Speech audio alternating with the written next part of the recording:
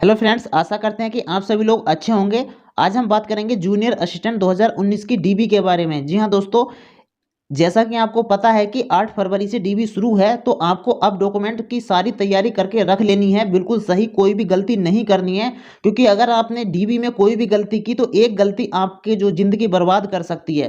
तो दोस्तों इसलिए मैं बताना चाहूँगा, सबसे पहले तो मैं बताना चाहूँगा, मैंने खुद जूनियर असिस्टेंट में अपना डीबी कराया है, इसलिए आपको बिल्कुल सटीक और सही जानकारी मिलेगी। सारी चीज़ बताऊँगा मैं कि क्या क्या ले जाना है आपको, क्या नहीं ले जाना। और डीबी के जो 7 प्रपत्र आए हैं, जो आप इंटरव्यू लेटर के समय डाउनलोड करोगे, वो किस प्रकार से भरने हैं वही मेन होते हैं दोस्तों। वो बहुत अच्छे से संभाल करके भरने होते हैं, ध्यान रखना। और पोस्ट प्रेफरेंस कैसे भरें, जो पोस्ट प्रेफरेंस को कैसे भरें जिससे हमें गृह जनपद मिल जाए। और सर्टिफिकेट कितने साल पुराना होना चाहिए, जैसे क्या आपका कास्ट सर्टिफिकेट है, डोमिसाइल सर्टिफिकेट है, ये कब का होना चाहिए, कब तक का मान्य होगा, ये सारी बातें जानेंगे हम। तो दोस्तों बने रहिएगा हमारे साथ इस वीडियो में। अगर वीडियो आपको अच्छी लगती है तो लाइक कर दीजिएगा दोस्तों, और चैनल को सब्सक्राइब कीजिएगा दोस्तों। तो दोस्तों देर ना करते हुए शुरू करते हैं।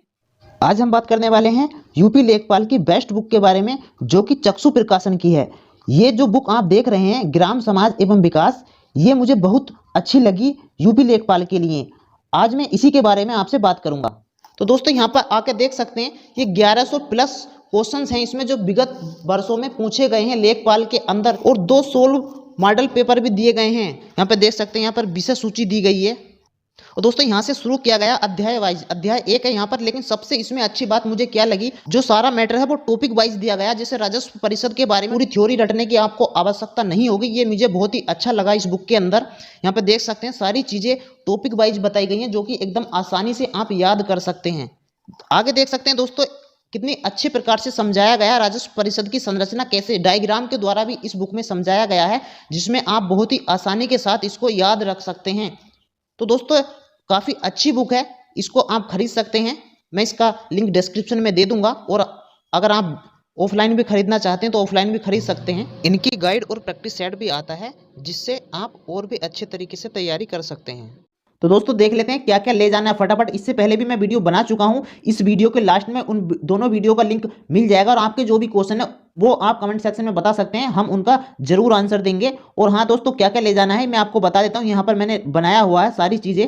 पहले नंबर पर हाई स्कूल की मार्कशीट और सर्टिफिकेट ले जाना है, जो कि सनद होती है उसके साथ ही आती है फिलहाल, अब तो पहले अलग आती थी। तो दोस्तों इंटरमीडिएट और उसकी सर्टिफिकेट मतलब सनद, और ग्रेजुएशन की मार्कशीट और डिग्री, सबसे जरूरी है इसमें डिग्री। जी हाँ दोस्तों, डिग्री जरूर लेकर के जाना है, बिना डिग्री के आपका ग्रेजुएशन मान्य नहीं होगा। CCC या उसके समकक्ष जो भी है उसको लेकर के जाना है। स्पोर्ट सर्टिफिकेट है उसको लेकर के जाना, और रेजिडेंस सर्टिफिकेट, अपना निवास प्रमाण पत्र भी जाएगा। तो दोस्तों आगे देख सकते हैं, हम यहाँ पर सीसी हो गया था हमारा, स्पोर्ट सर्टिफिकेट, रेजिडेंस और कास्ट सर्टिफिकेट लेकर के जाना है। और 4 से 6 फोटो लेकर के जाने हैं जरूरी, जो न्यू, पुराने नहीं लेकर के जाने, न्यू खिंचवा करके लेके जाने हैं। और सभी प्रपत्र भर करके ले जाने हैं। जी हाँ दोस्तों, यहीं भर करके ले जाने हैं। उन प्रपत्र को कैसे भरना है हम इसी वीडियो में बताएंगे, बिल्कुल भरा हुआ दिखाएंगे आपको।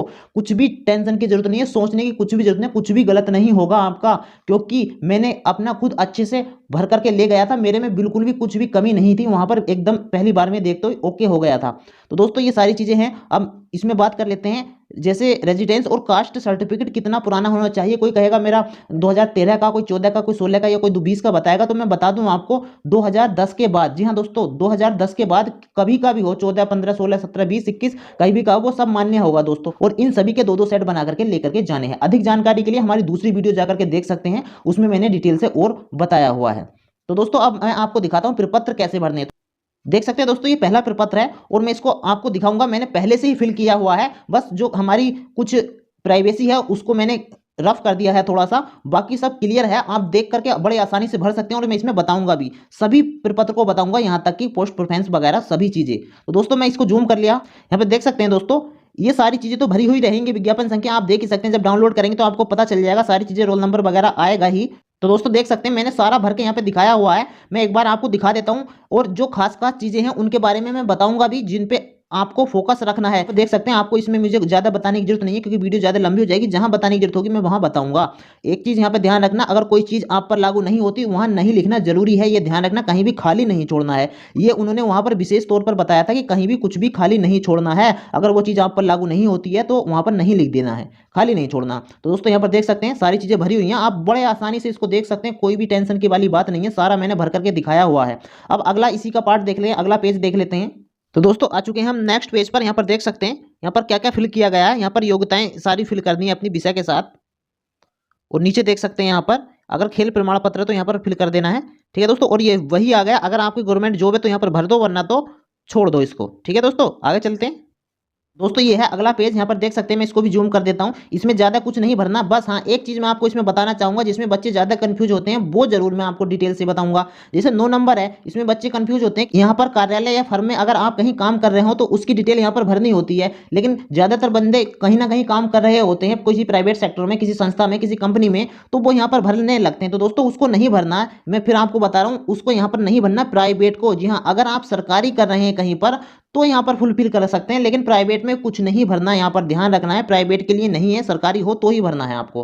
सरकारी को छिपाना नहीं है, प्राइवेट को भरने की कोई आवश्यकता है नहीं। तो दोस्तों ये सारी चीजें हैं, ये यहाँ पर नहीं लिख देना, खाली नहीं छोड़ना, फिर बता रहा हूँ, क्योंकि विशेष तौर पर हमसे वहां पर कहा गया था जब हम डीबी के समय गए हुए थे।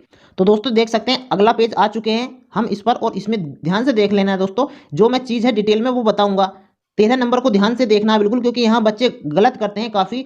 अनिवार्य योग्यता, यहाँ पर लिखा हो अनिवार्य योग्यता और अधिमानी योग्यता, इन दोनों में फुलफिल करना है। यहाँ पर क्या करना है, अनिवार्य योग्यता भरनी है। यहाँ पर अनिवार्य क्या है, इंटरमीडिएट जरूरी था और ट्रिपल सी जरूरी था, ये दोनों चीज यहाँ पर भरनी है। और यहाँ पर पत्रांक भरना, मतलब कि उस प्रमाण पत्र का संख्या भरनी है, जो कि उस प्रमाण पत्र की संख्या होती है यहाँ पर ट्रिपल सी का और इसका दोनों का भरना है। यहाँ पर ये अधिमानी अर्हता होती है, जिसको अलग से माना जाता है, नंबर वगैरह दिए जाते हैं। जैसे हमारी क्या क्या स्नातक है, जिसको अलग से मतलब कोई जरूरी नहीं है स्नातक, लेकिन नंबर मिलेंगे, यहाँ पर भर देंगे फुलफिल, और उसके प्रमाण पत्र संख्या और खेल प्रमाण पत्र उसको भर देंगे। अदर कोई हो तो उसे भी यहाँ पर भर सकते हैं। ये इसको बहुत ध्यान से रखना 13 नंबर को। ठीक है दोस्तों, आपको समझ में आ गया हो, फिर भी नहीं आया तो कमेंट सेक्शन में बताना। दोस्तों अगर वीडियो अच्छी लग रही है तो लाइक जरूर कीजिए, सब्सक्राइब कीजिए, क्योंकि हम अपने चैनल पर बिल्कुल सही और सटीक जानकारी देते हैं। हमने आयोग जाकर आपको ये बताया था कि कब इसका डीबी डेट आने वाला है, और जूनियर असिस्टेंट 2016 के फाइनल रिजल्ट के बारे में भी हमने आपको बताया है। दोस्तों आगे देख सकते हैं, इस प्रकार से भरना है सारी चीजें, यहाँ पर सब कुछ फुलफिल है, आपको मैं समझाने की कोई जरूरत नहीं है।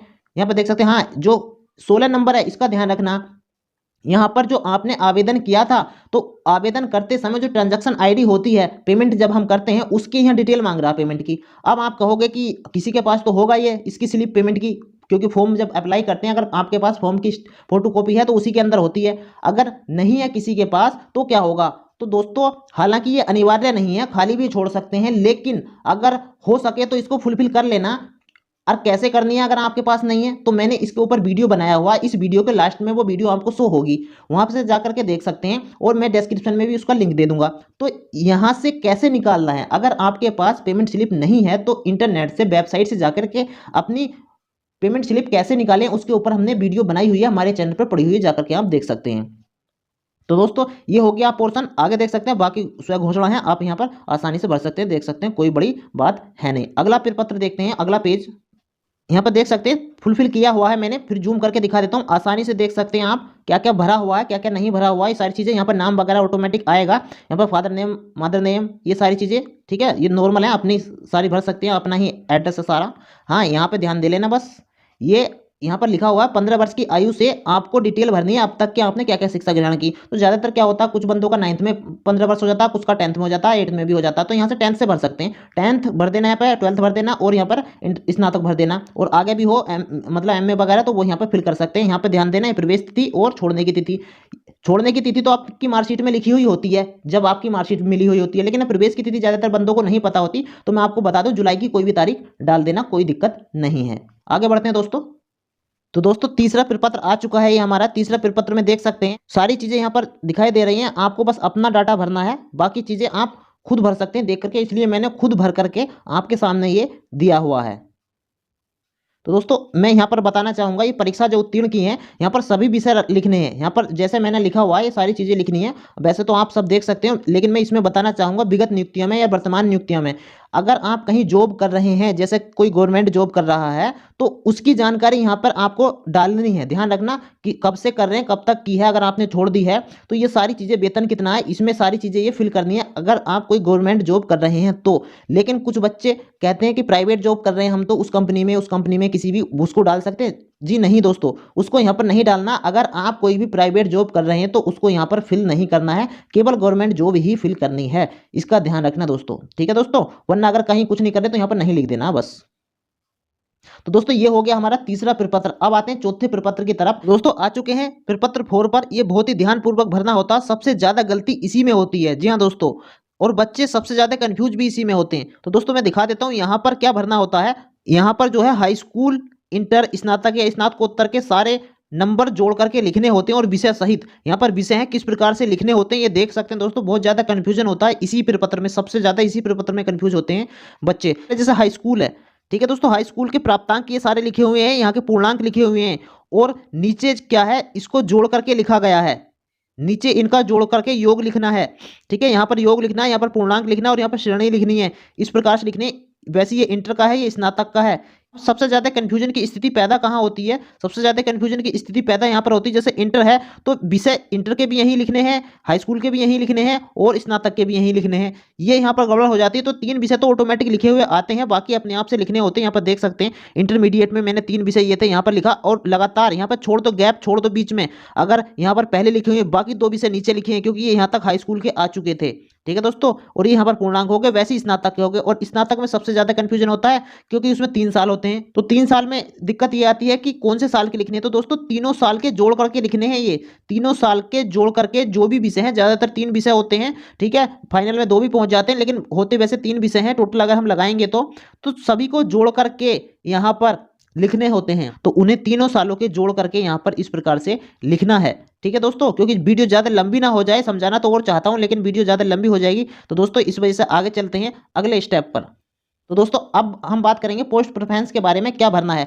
तो दोस्तों मैं बताता हूं अब आपको किस प्रकार से पोस्ट का प्रेफरेंस देना है। जैसे हमें इसको पहले नंबर पर रखना है निदेशक मुद्रण एवं लेखन सामग्री को, तो हम अंकों में यहां पर लिखेंगे 1 और शब्दों में यहां पर लिख देंगे 1, ठीक है दोस्तों। तो दोस्तों मैं एक बार फिर आपसे बताना चाहूंगा कि मैंने खुद जूनियर असिस्टेंट का डॉक्यूमेंट वेरिफिकेशन कराया है, इसलिए आपको बिल्कुल सही जानकारी मिलेगी। मैं इसलिए बार बार कह रहा हूं क्योंकि आप घबराते हैं ना कि पता नहीं आप सही बता रहे हैं नहीं बता रहे हैं, कैसे होगा ये सारी चीज। तो दोस्तों ये एक हो गया। जैसे दूसरा हमें रखना है परिवहन आयुक्त वाला रखना है, दूसरे जो प्रेफरेंस रखनी है, तो हम यहाँ पर लिखेंगे 2 और यहाँ पर लिख देंगे हिंदी में 2।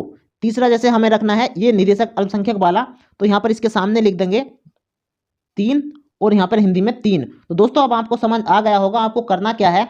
आपको जो पहले रखना है वहां पर नंबर डालना। कुछ बच्चे क्या करते हैं ऐसे डाल देते हैं 1 2 3 4 5 लगातार, ऐसे नहीं डालना दोस्तों। सबसे पहले जिस विभाग को आपको चूज करना है उसमें नंबर 1 डालो। अब बात आती है कि कौन सा प्रेफरेंस डालें जो हमें गृह जनपद मिल जाए, अपने आसपास जो है जॉब हमें मिल जाए। तो सबसे पहले मैं बताना चाहूंगा आपको, अगर आपके जिले के अंदर जिस विभाग का कार्यालय है उस विभाग को आपको डालना चाहिए। तो दोस्तों अब अगर आपको चाहिए कि मुझे अपना गृह जनपद मिले तो मैं पहला नंबर पर बताना चाहूंगा। यहाँ पर देख सकते हैं ये पहला नंबर जो है ना परिवहन आयुक्त, यहाँ पर लिखा हुआ संभागीय शाखाएं, ठीक है दोस्तों, कि इसकी जो शाखाएं हैं उनमें आपको पोस्टिंग मिलेगी, कोई हेडक्वार्टर के लिए नहीं है। यहाँ पर देखो ये है मुख्यालय के लिए, मुख्यालय संवर्ग हेतु कि जी इसका मुख्यालय जहां पर है वहां पर रहोगे अगर आपने ये फर्स्ट प्रेफरेंस दिया है। लेकिन ये संभागीय शाखा हेतु है तो आपके डिस्ट्रिक्ट में ये हो सकता है, अगर डिस्ट्रिक्ट में नहीं है तो आसपास डिस्ट्रिक्ट में हो सकता है, तो ये आपको नजदीक मिल जाएगा घर से। लेकिन अगर मुख्यालय हेतु करोगे तो जहां मुख्यालय है उसका वहीं पर आपको पोस्टिंग मिलेगी। क्षेत्र कार्यालय में काम ज्यादा होता है लेकिन वहां पर जो है आपका दूसरा सिस्टम मजबूत हो जाता है, जो आप समझते हैं कि ऊपर की आमदनी कहते हैं ना, तो वो वहां पर बनी रहती है क्षेत्रीय कार्यालय में। लेकिन अगर हेडक्वार्टर में होता है वहां पर ये सब नहीं इतना होता है, लेकिन वहां पर काम इतना नहीं होता है, ये ध्यान रखना दोस्तों। तो आप अपने हिसाब से देखना आपको काम करना है ज़्यादा या फिर इनकम करनी है आपको।